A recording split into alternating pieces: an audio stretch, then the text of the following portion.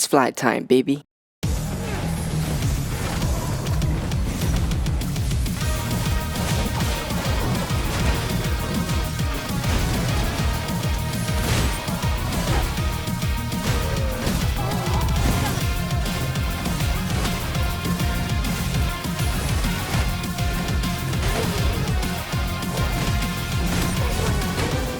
Hi, it's me again. Now if you only want to learn that flying sequence I just showed you, you can skip to the timestamp here. That's right, I'm calling it Buried Delight and you can't do anything about it. But if you truly want to rule the skies, stick around and I'll teach you. Let's dive deep into the new vocation unique to Dragon's Dogma 2, Mystic Spearhand. Starting with your vocation skill, Redouted Bolt. Let's call it Bolt for simplicity's sake. Pressing the button will fire off a Pew Pew Mega Man projectile that will target the nearest enemy or whichever enemy you're holding a direction towards. You can also do it while moving. You can do it from the air but it doesn't do anything different, and it takes so long to come out that it might as well be grounded. The bolts will stagger enemies when it connects, other than that it doesn't do much. Now the fun starts when you charge the skill up by holding down the button. Hold it down until you see a flash on your left arm. You can shoot it off by releasing the button. Again, very Mega Man-like. Remember that you can also charge it during other actions. When it connects with an enemy, it will sort of electrify them. Though it doesn't do any damage, it does open them up for finishers. You can weave the charge release between light attacks and winding cut, which is your light attack mash, because it cancels the light attack animations into the charge release. You can even cancel some recovery frames on your heavy attacks, though it's only the tail end of it.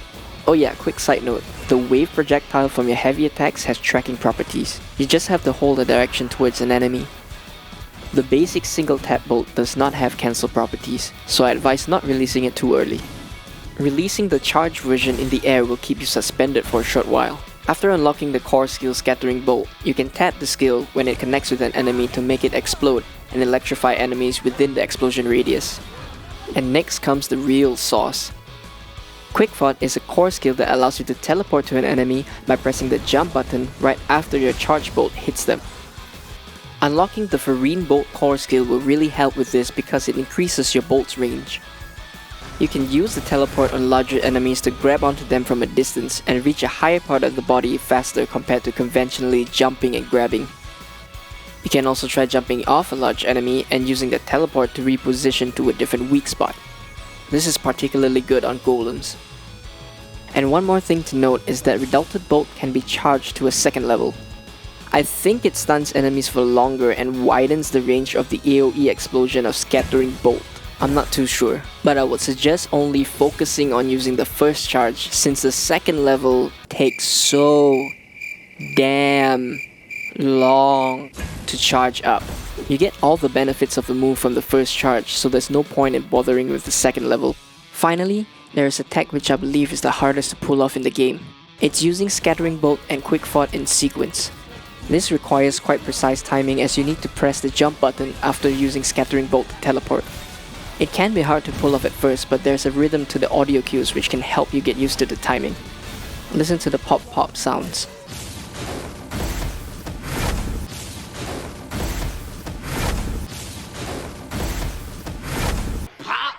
And once you've gotten consistent with it, you can pull off crazy looking movement sequences like this.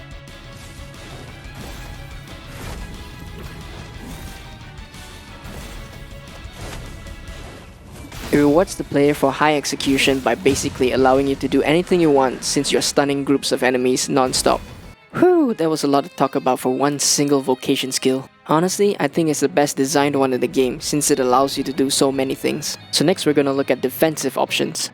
This is if you fail to stun enemies, exit an area of effect, or when you need a reactive retaliation. Do not, I repeat, do not use Mirror Vesture Mirror Shield. This is a boring snooze fest. Throw it in the trash. I didn't even purchase it until I started working on this video. But yeah, you have two defensive options which are more exciting and engaging to use. Namely, Skiedragoun's Fangtooth, Skiedragoun's Feste, and Dragoun's Stabbe, Dragoun's Foin. Seriously, why did Sigurd spell the moves like this? Let's take a look at Dragoun's Stabbe or Dragoun's Foin. I'm just gonna call it Foin from now on. It's basically your DMC stinger. You dash really far away and thrust your spear forward. That's what she said! Its most obvious usage is the close distance and deal damage, but if you think outside the box a little, you can use this as a far-reaching dodge.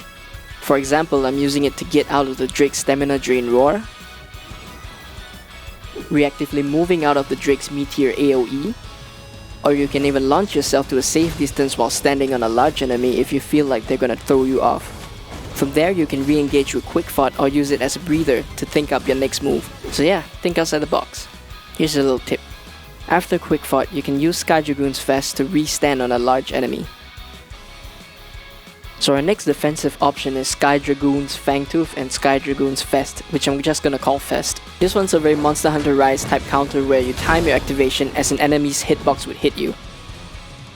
Yep, I just countered the Drake Slam. Here's a double counter combo with a Scattering Bolt since there were 2 enemies there.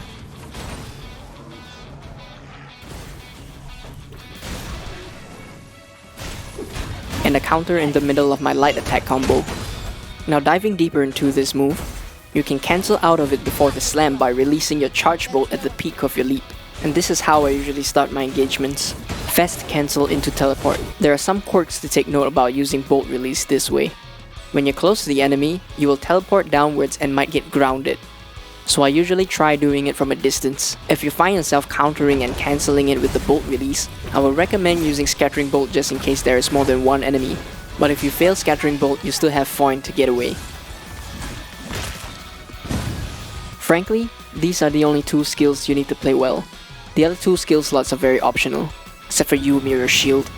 I would recommend going for Humble or Devout Offringe and Seching Blade or Seching Storm. I'm pretty sure that's supposed to be Seeking, but whatever. Devout Offringe because you get to pick up and toss stunned enemies, and who doesn't want to be a Jedi? Oh yeah, you can also pick up objects that you can normally pick up with your hands. And you can aim where you want to throw them by holding a direction before the toss animation. I particularly like summoning some energy balls during the pickup animation. The energy balls are my second recommendation. They work similarly to DMC Virgil's summon swords, meaning they can be deployed in the middle of other animations. So I find juggling that and charging a bolt at the same time. The maximum energy balls you can summon at a time is 4. You need to wait for them to seek and dissipate or hit their target before you can summon 4 more. Finally, we're here. Well, maybe not finally because you skipped to this section. Let me break down the sequence. Step 1. Use Feste. Step 2. Bolt release cancel, preferably with a Scattering Bolt. Step 3. Quick Thought. Remember to start charging your bolt immediately. Step 4. Wait a little to buy time for your charge bolt and Foin away from the enemy. Step 5. Mash Seching Storm after Foin. Step 6. Release Bolt. Again, preferably into a Scattering Bolt and Quick Thought. And from here, you can do anything that you have access to from a jump. You can light attack, you can heavy attack, which will end in a finisher, or you can use Feste for a faster recovery option. You can't, however, do another Foin because the game only allows you to do 1 Foin while in the air. But good thing they thought about that, otherwise this video would have included me teaching you how to fly across the whole map. Right, here's some proof the energy balls are actually practical. You can see that the enemy has taken some damage before I plunge down. Okay, I want you to know that I hope that you experiment and find your own favorite sequences. This sequence is just something that I like and I want to share with other Dragon's Dogma 2 players. And we're done. A quick plug for my remix channel. The music you've been hearing in the background is actually classic video game BGMs that I remixed. You can find the channel link in the description if you want to hear more. Seriously, I have like 100 videos over there now. Don't forget to like, comment, share, and subscribe. I hope you find this information useful and use it in your future adventures, fellow Risen.